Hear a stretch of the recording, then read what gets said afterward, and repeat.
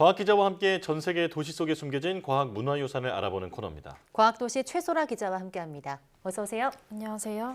네, 오늘은 어떤 도시로 떠나볼까요? 네, 오늘은 과학도시 코너 최초로 동남아시아에 있는 도시를 살펴볼 건데요. 아름다운 자연과 또 온화한 날씨로 관광지로도 유명한데 그 못지않게 과학으로도 유명한 곳입니다. 이 준비된 영상 보시고 어디인지 감 잡아보시겠습니다.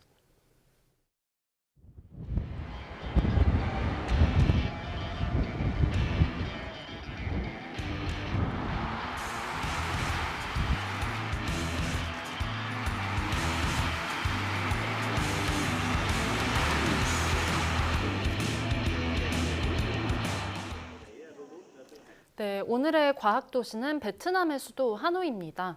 하노이는 지금으로부터 1000년 전에 고대 베트남의 이 수도로 선택된 이후에 중간에 몇 개 왕조 시기를 제외하고는 이 오랫동안 수도 역할을 해왔는데요.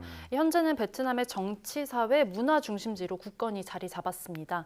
그런데 최근 들어서 하노이가 이 스마트 시티를 구축하고 또 과학기술 인프라를 갖춰가면서 동남아시아의 과학 중심지로도 발돋움하고 있습니다. 네, 하노이 하면 대표적인 관광 도시라고 알고 있었는데 어떻게 과학 도시로 이렇게 발돋움할 수 있었던 건가요?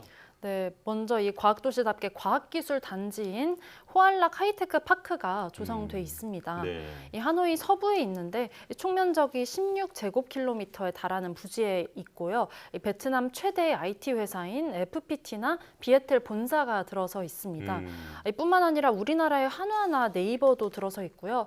또 일본의 닛산 등 글로벌 기업과 연구소, 교육기관들도 들어서 있습니다.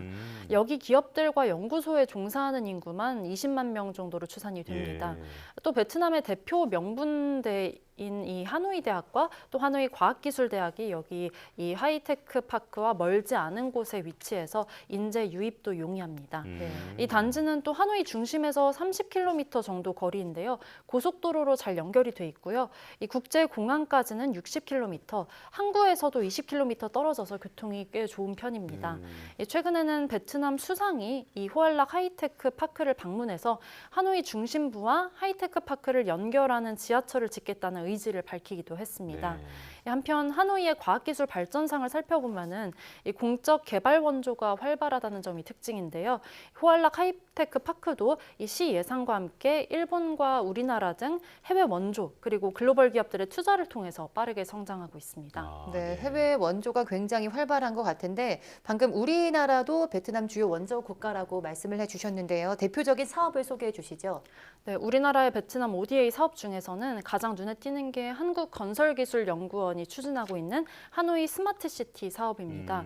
2018년부터 추진된 한국-베트남 스마트시티 건설기술 협력센터 VKC 구축 사업인데요. 네. 이 하노이는 최근 10년 동안 빠른 속도로 성장하면서 이 도시나 이 도로 인프라의 노후화 개선에 대한 필요성이 높아지고 있었습니다. 이에 따라 건기원이 사물 인터넷 기술과 센서 기술 등 이 국산 연구 성과를 활용해서 이 하노이 도시를 정비할 예정인데요. 이 첨단 기술로 하노이의 하수도 악취를 저감하고 또 건설 현장의 안전 시스템도 갖추고 이 도로와 교차로 등을 정비하는 사업을 추진할 예정이라고 밝혔습니다. 건기원은 이를 위해서 기술을 전수할 수 있는 교육센터라던가 전시장을 설치하고 또 한국 기업이 상주할 수 있는 공간 등을 마련해서 국내 기업의 베트남 진출을 지원하고 있습니다. 특히 이 현재 대우건설이 하노이 서부에 여의도 면적의 3분의 2 크기의 한국형 신도시를 조성하고 있는데요. 네. 이 건설료는 이 한국형 신도시의 도로 바닥에 태양광 LED를 심는 방식으로 이 정지선 알림 시스템을 구축한다던가 이런 방식의 스마트 시티 조성에 본격 돌입했습니다.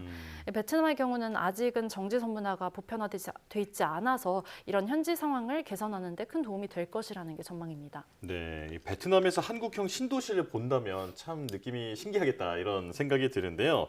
자, 여기에 한국형 연구소들도 많이 들어서고 있다면서요? 네, 그렇습니다. 우리나라의 대표적인 정부 출연 연구기관이죠. 한국과학기술연구원 키스트를 모델로 한 연구소가 세워졌습니다.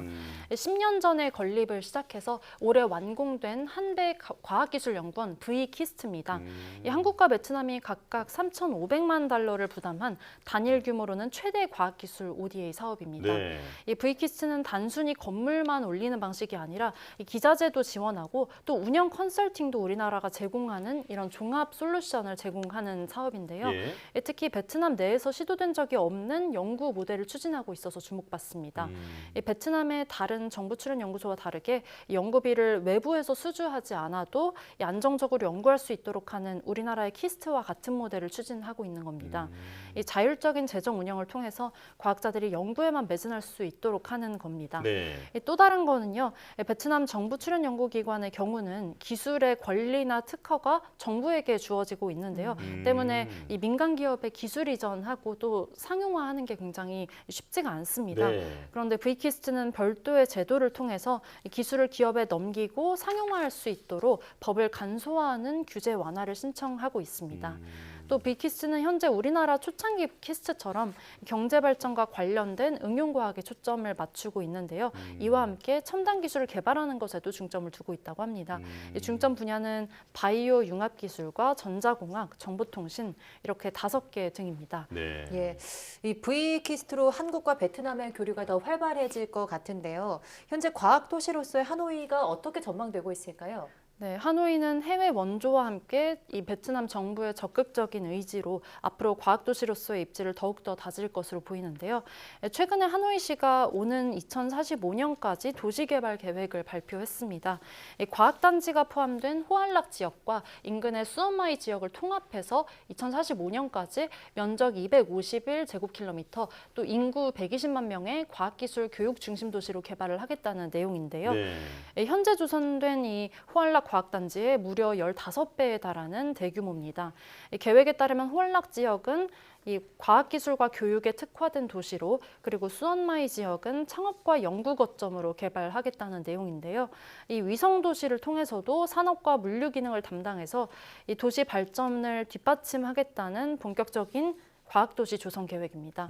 우리나라도 과거에는 과학기술 ODA 수혜국이었는데 이 최근에 해외 원조까지 하는 공여국으로 이렇게 전환이 됐거든요. 그 역사가 이렇게 길지도 않은데 베트남도 머지않아서 정부의 적극적인 지원과 해외 원조에 힘입어서 첨단 과학도시로 성장할 수 있을 것으로 전망됩니다. 네. 자, 하노이를 넘어서 베트남의 미래까지 책임지고 있는 곳이라는 생각이 드는데요. 이곳에 우리나라가 많은 기여를 하고 있다니까 뿌듯하기도 합니다. 자, 최소라 기자 함께했습니다. 고맙습니다. 감사합니다.